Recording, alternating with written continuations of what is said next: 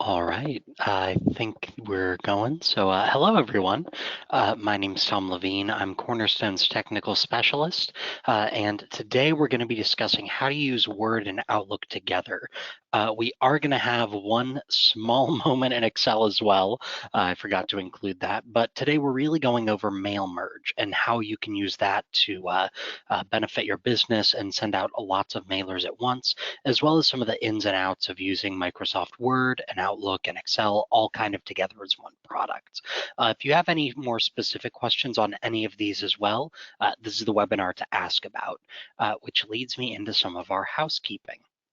If you have any questions during this presentation, please feel free to type it into the questions box. If I think it's relevant at the time, I'll probably answer it right then.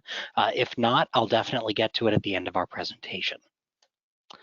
As well, if you don't feel like having it answered during the presentation, but have a question for me directly, feel free to reach out to me at the phone number on your screen, as well as the email address there as well. That's tlevine@crnstone.com, or you can reach out to me directly at 513-487-5390. You can do that after the presentation as well.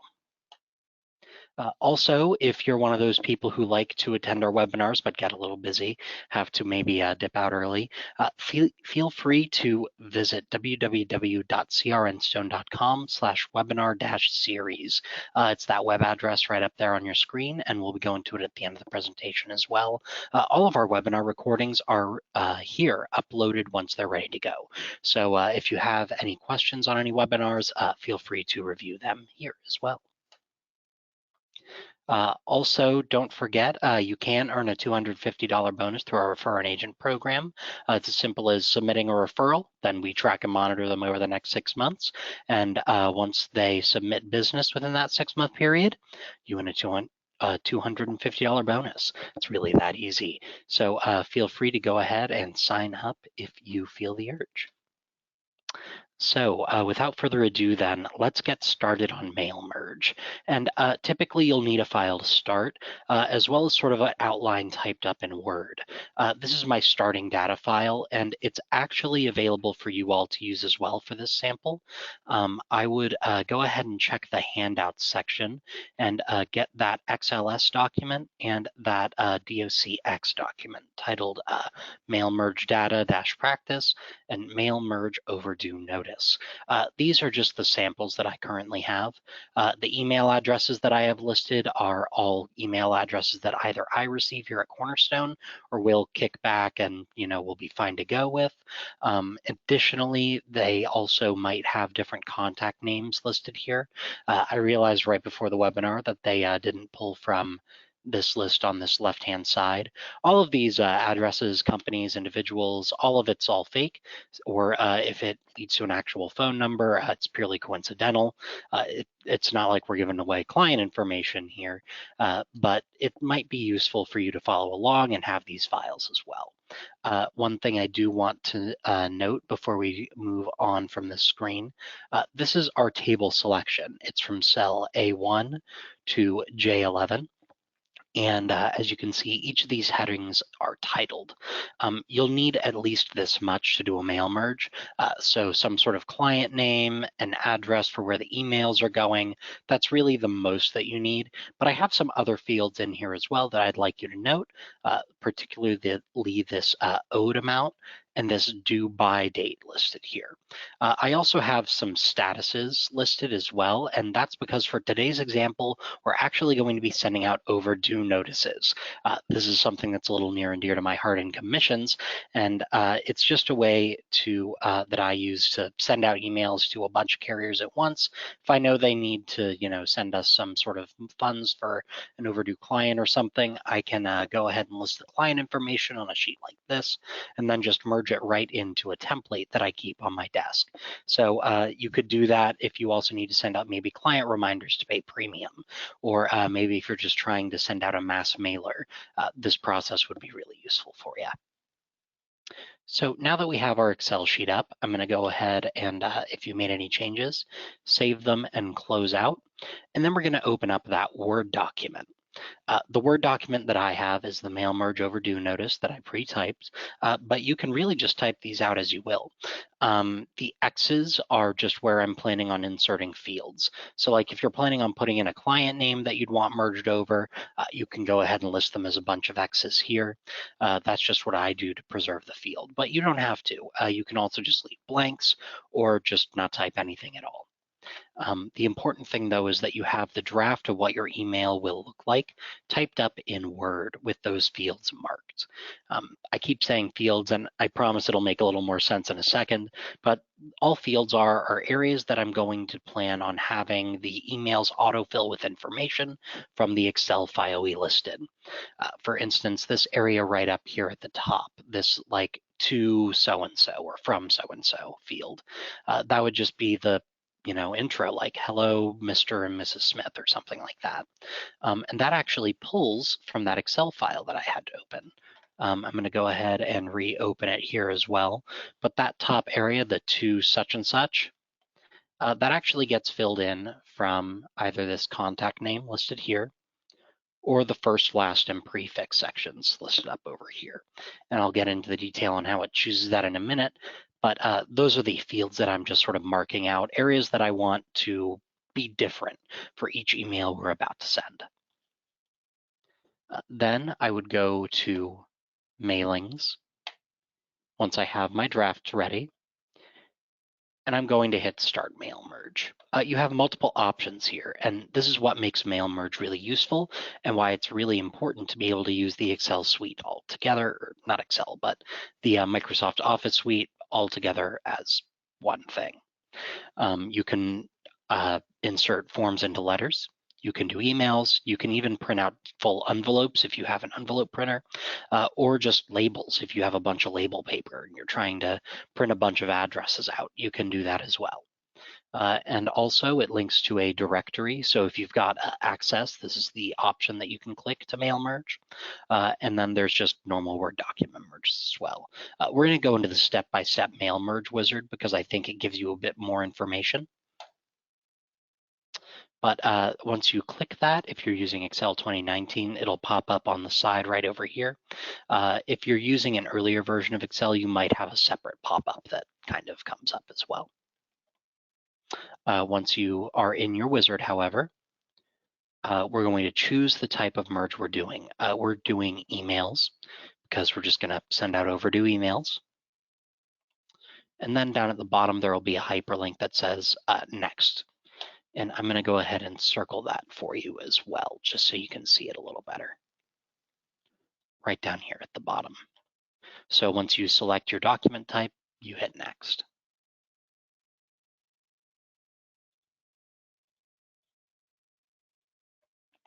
Then it'll ask you to select a starting document. That can be the file we have open, which is what I normally choose. That's just use the current document. However, if you have a template saved in Word, then you can actually use a template. You could also start from a different existing document as well. If you hit that option, you get a little browser down here. And if you hit open, then it'll jump you into finding that file. It'll discard our saves here, so we're not going to do this further, but it's just opening up a little file wizard and you can find what document you want to merge with.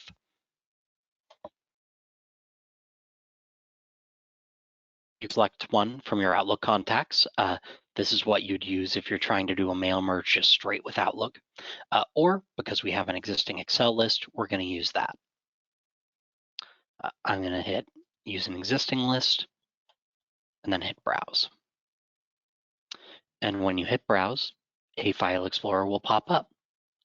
What I'm going to do is I'm going to find where I have my list saved.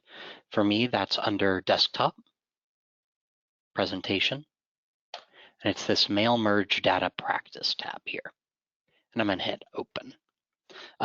One other important thing is that you need to make sure you know which sheet has your data on it. For me, that's sheet 1. So I'm going to hit sheet 1 and hit OK. Once you do that, it gives you this mail merge recipients window that pops up. What that does is it tells us all of the data that was listed on our worksheet If you have gaps between data, you can go ahead and unclick their check marks here, and that's how you would get it to ignore these. As you can see, I've got 3 blank rows and then a disclaimer here under first. So I don't need these 4 lines in my mail merge, so I'm deselecting them just by clicking on those checkboxes and making them blank. Once I have them blank, I'm going to go ahead and hit Find Duplicates. And it'll pop up with any sort of duplicate information that I've got. It'll say the following entries appear to be duplicates. Use the checkboxes to select the entries you want to include in your merge. I don't want any of these, so I'm going to deselect them and hit OK.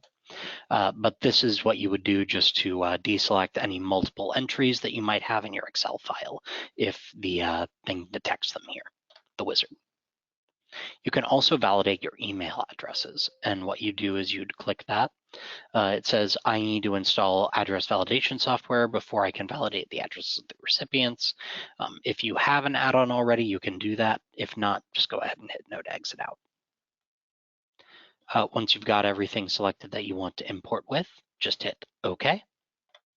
It'll exit that wizard, and then you'll hit Next to write your letter. And this is actually where most of the work comes in for mail merge. What this does is this gives you some sample items that you might want to merge into your document. And we're going to insert a address block actually already up top. That's what we're going to put in up here where all these X's are. So I'm going to highlight that section, hit address block, and I'm going to say, I just want it to say something like Joshua and Cynthia Randall, or just Joshua, probably actually. We don't want the company name inserted, and we're not going to include a postal address. We're just going to, let's just insert the company name, why not? So it has their company as well. And hit OK. Then we can highlight our section with the X's. I did that by doing Control-Shift and backspace and just clear it out. Then I'm going to insert a greeting line as well. Greeting line is where it will take all of your different fields and make it out so that it looks like a actual greeting. So for instance, let's do to their prefix and last name. So that'd be Mr. Randall in this case. And you can choose a comma, semicolon, or no separator. I'm going to use a comma. And then if their greeting line has an error, you can choose if it says to sir or madam, to whom it may concern, or just nothing. I'm going to say to whom it may concern. And then it offers you a preview of what that address line will look like below down here. You can use the arrow keys to sort of filter through what they'll look like. And if you have it sort of selected in the format you want, but you don't think it's actually pulling up right, you can select the Match Fields option down here. What Match Fields does is it actually matches what, thing you had in the Excel file to a field name in Microsoft Word. For instance, it has my prefix section listed as a courtesy title. And what that is Mr., Miss, Ms., those sorts of things. This prefix column was actually a column on my sample data. And I'll show you that again in a second. Then we have last name matched to last name, first name matched to first name, the company matched to a company. Suffix actually isn't matched. And I don't actually have a suffix on this here. So I'm going to leave it unmatched. It also has, nicknames, job titles, all these sorts of information that don't necessarily match up. The important ones are that your email addresses are matched correctly and that the client names are matched correctly. You can then make sure it remembers this matchmaking and hit OK. Then you'll just exit out of the wizard and you're mostly done with all of the items that you can merge in from this wizard. We're going to get into how to fix all of these other X's here in a moment, but we'll get to that in a second. Next, we'll preview our letters. And then you will hit next again to complete the merge. If you were completely ready at this point, you could go ahead and complete your merge just by hitting print or edit individual letters. But this is actually where we're going to exit the wizard and where we're going to get into some of the actual power of this sort of setting. So currently we're in preview view, and you can tell because if we select our mailings tab and click on this preview results option, it's already filled in. If I remove that, then it'll remove the preview as well. Now I input this address block just as a sample to kind of show you how it was set up, but we actually don't need it. And that's because we're writing an email and we have our greeting line. So I'm going to backspace over it to remove that merge. And that's how you can go about removing merge fields as well. Once you have that, we're actually going to add in custom merge fields. And custom merge fields are great for including some additional information that a client might want in a letter like this. In this instance, we're going to put in the company name in this first X set. We're also going to include some other information in some of these other X fields, such as this is your first, second, or final notice of repayment in this area that I have highlighted right now. Or additionally, we're going to include some contact information for who they might want to reach out to discuss this claim. What I'm going to do is I'm going to highlight the field I'm going to insert. First, we're going to insert the company name, and then we're going to go to Insert Merge Field. Since we've already linked our data from the Excel, all of these headers right here are actually the names of the headers of our Excel file. For instance, company corresponds to the company name. And if I open up my Excel file real quick,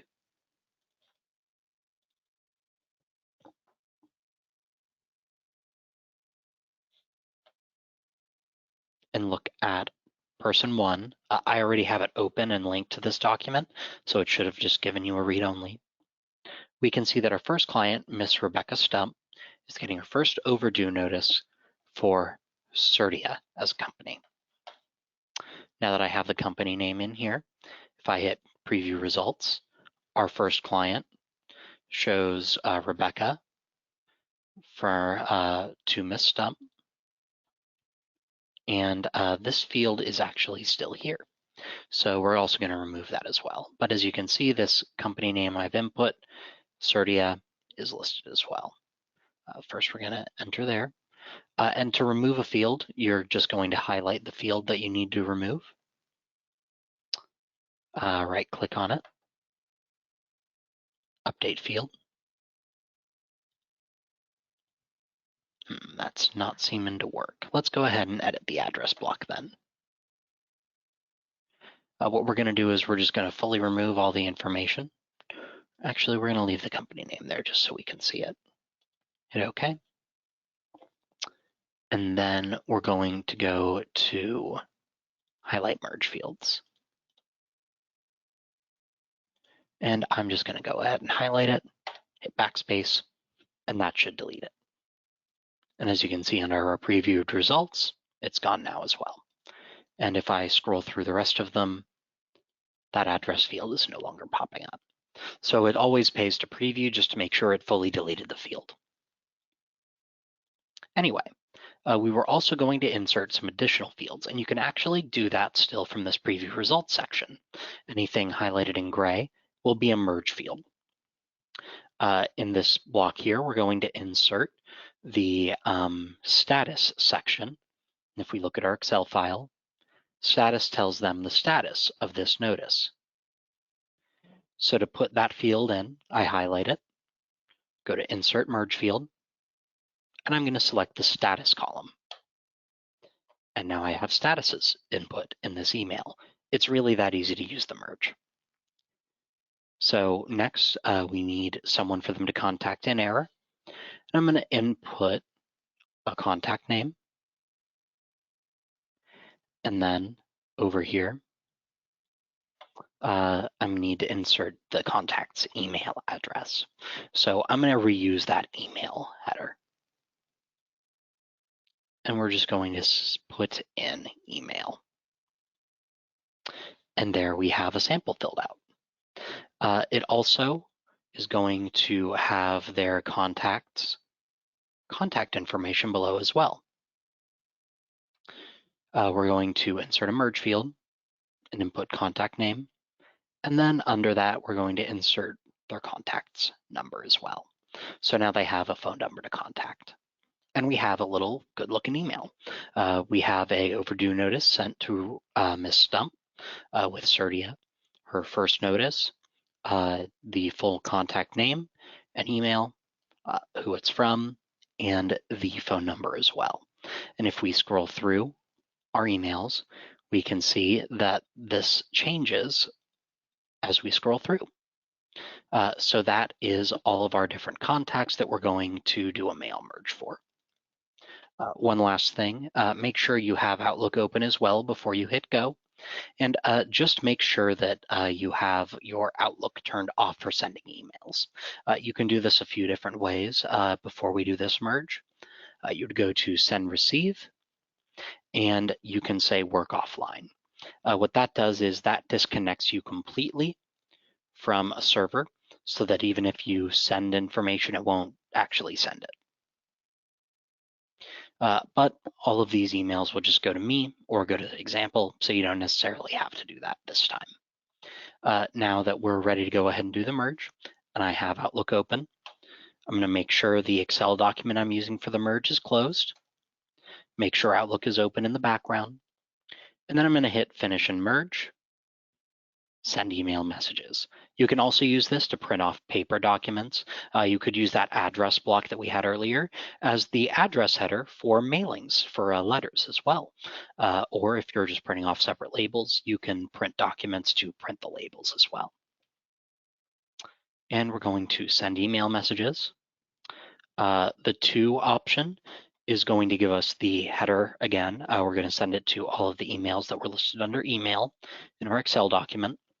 The subject line will be overdue notice for insurance premium. And then it'll ask you for a mail format. This is actually the format that your email will actually take when sent. I always like to do HTML. What attachment does is it actually sends your draft as an attachment of an email. So they would get a blank email with just a Excel PDF attachment, just some sort of attachment showing, oh, this is a document, this is your overdue notice. So I normally don't select that. Plain text is another option. It just converts all these merged fields into just plain text in an email, but I don't really like the layout that much. If you're trying to include like separate headers, or if you're trying to include an automatic signature in there, when it gets sent out, it won't pick up if you do plain text. So always make sure if you're trying to include your signature as well, you do HTML. Then you can choose all of the records, the current client record you're on, or you can choose client record like 1 to 5 if you wanted to do that as well and just send out those specific ones. I'm going to leave it on all and hit OK. And as you can see, it's scrolling through the emails here. And if I check my Outlook now, as you can see, we've got a bunch of notices in this inbox. This is the example at crnstone.com user that I actually sent all of these to. So I know all of these actually tried to send out. And that's how you would use mail merge to combine your Outlook and your word processing skills as well. If you have any questions about how to use Outlook or how to use the word processor for this, or even a little bit of Excel for how to lay out your data, I'm available here as well. But that's one of the most important ways for how you can use Outlook together to set up a mail merge and use Word to the best of its ability. Thank you. And if you have any questions, please feel free to reach out to me as well. I'm going to put our contact information up on the screen again. There we are. You can reach out to me directly at 513-487-5390 or send me an email at tlevine@crnstone.com. Thank you, and I hope you learned something and had a great day.